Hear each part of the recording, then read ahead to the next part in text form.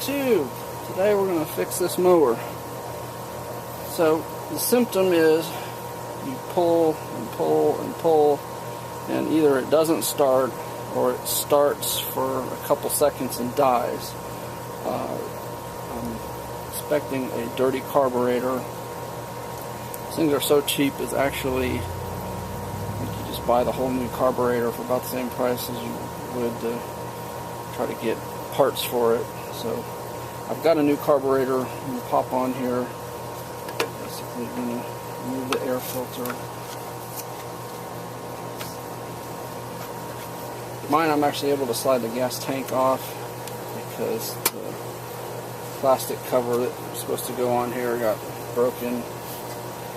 So if you can't get your gas tank off as easy as I did, you want to make sure you pinch the fuel line so that when you take the carburetor off, the gas isn't spewing all over the place.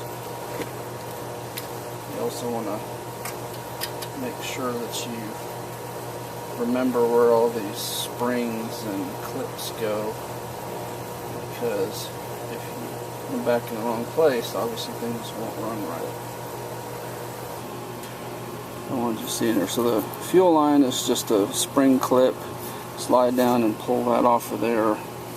Alternatively, you could pull it off the bottom of the gas tank, although gas will come spewing out of there if you have any gas in there. And you see there's that. That'll have to come off of there. And then you've got a bolt there and a similar bolt on the inside. And unfortunately, to get to that one, you have to remove the muffler here. My muffler is held on with 11mm bolts. These obviously could be different.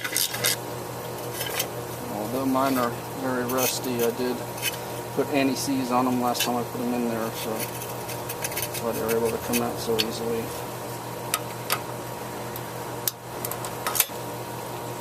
These were probably 3/8, although 10mm is a very close substitute. If you've seen any of my other videos, I normally thread nuts back on the bolts just so they don't get lost.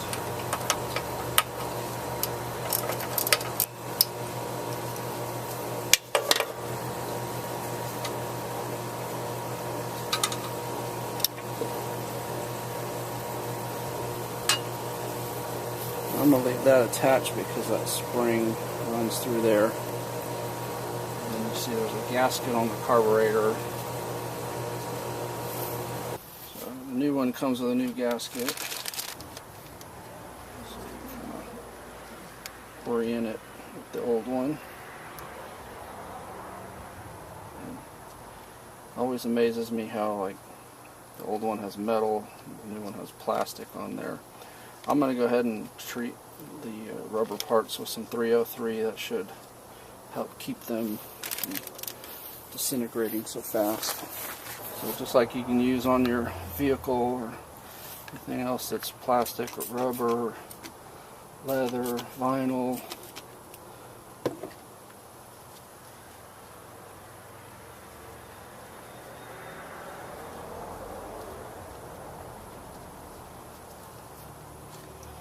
See how I didn't treat this one. It only lasted one mowing season.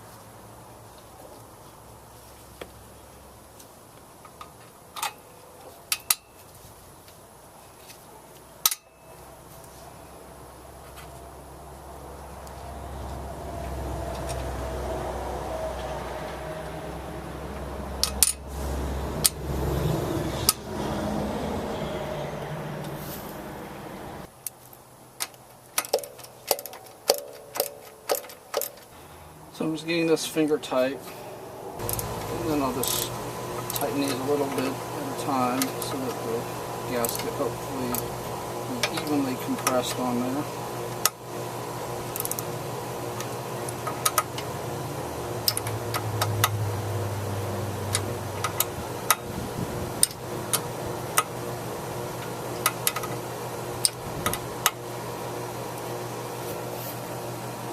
Little anti-seize in these threads here.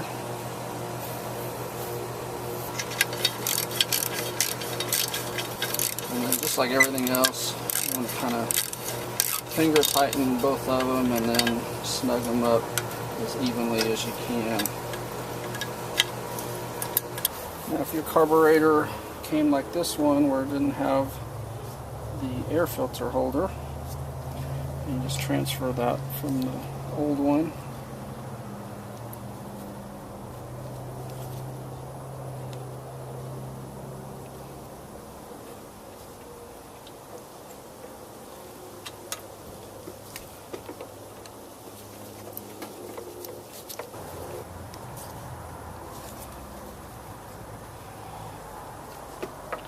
And then you just want to kind of give it a little bit of a turn on each side until it snugs up.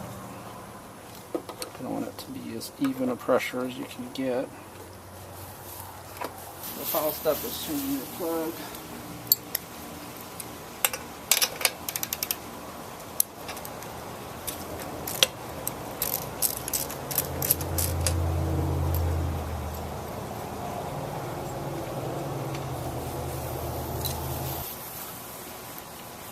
This is the J19LM for this particular model. Obviously you want to check which plug your mower uses.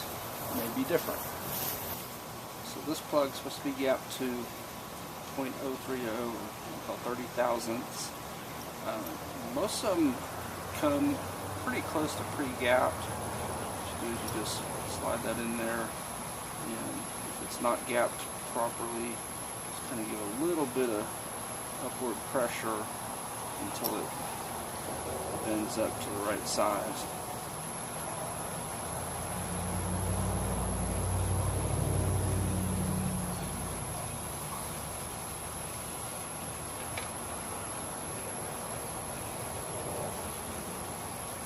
Didn't specify a torque setting, so just go basically hand tight just a little bit more.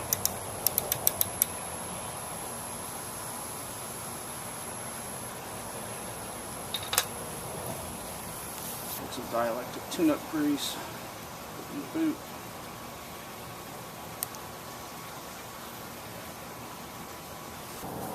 Changing your carburetor and your spark plug, you may as well change your air filter as well.